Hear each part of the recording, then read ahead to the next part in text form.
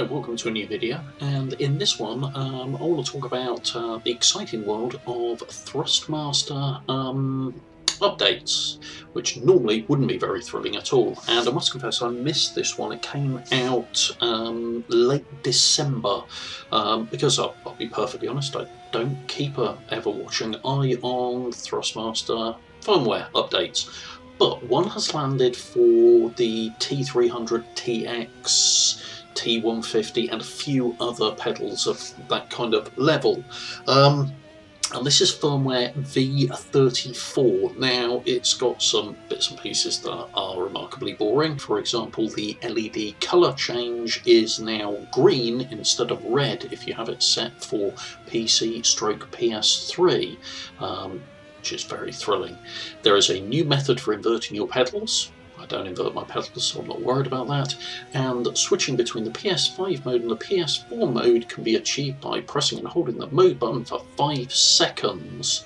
And it will go from orange, PS4, to red, PS5. However, I digress because this isn't the interesting bit. The interesting bit is a new boost function which has been added to all underlined Thrustmaster steering wheels when you race on PC, and it claims the boost function improves your performance by offering a more accurate feeling of the road via 3 points: better feedback when you understeer or oversteer, further optimization of the steering system, and enhanced road holding. So having read this, I thought, damn, I need to update my wheelbase. So I updated my wheelbase, and that turned out to be a complete faff because I completely lost the firmware when I was doing that, and then had to do a bootload on it, which was not fun. But suffice to say, 30 minutes of going, have I broken my wheel? And no, it's back up and running, and it's now in green when I'm on PC.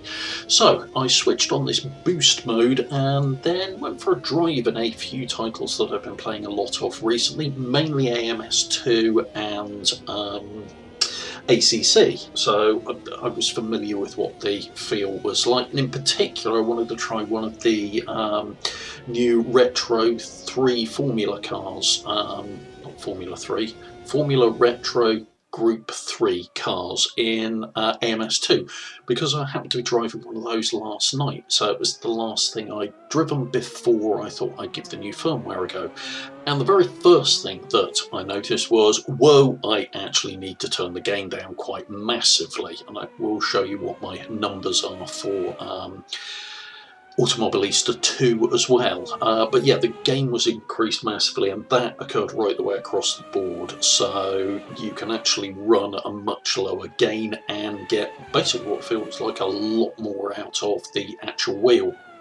And I'll be honest, I don't know how they've done it, but it really has, to my mind anyway, significantly improved the resolution of detail, the feeling of load when you're actually applying steering lock, and the way that load builds feels a hell of a lot better, and in all honesty it gave me a lot more confidence to actually push the car, particularly as I say, the Retro Formula Group 3 car from AMS2, but that followed over into Assetto Corsa Competizione and also into Assetto Corsa. Now, those are the only 3 titles I've been able to give any decent time to see what this is like so far, but based on what I've found for these 3 so far, the boost setting is the way to go, certainly for me. Now, I will try more titles and see if that remains the case,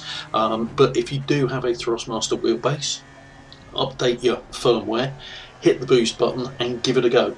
Obviously, as I say, only applies if you're using it on PC. This doesn't affect it on console, whether it's a T numbered Series 1 for PlayStation or it's a TMX base for the Xbox. Doesn't work with those, it's purely on PC, but it's well worth giving it a go. I noticed a big difference, and a big positive difference myself on it. So give it a go if you have done, and you want to, let me know what you think down in the comments below. And if you've enjoyed this video, please do hit the like button, and if you want to see more videos like this, subscribe to the channel and hit the bell icon to be notified when new content gets uploaded. Thanks very much, take care.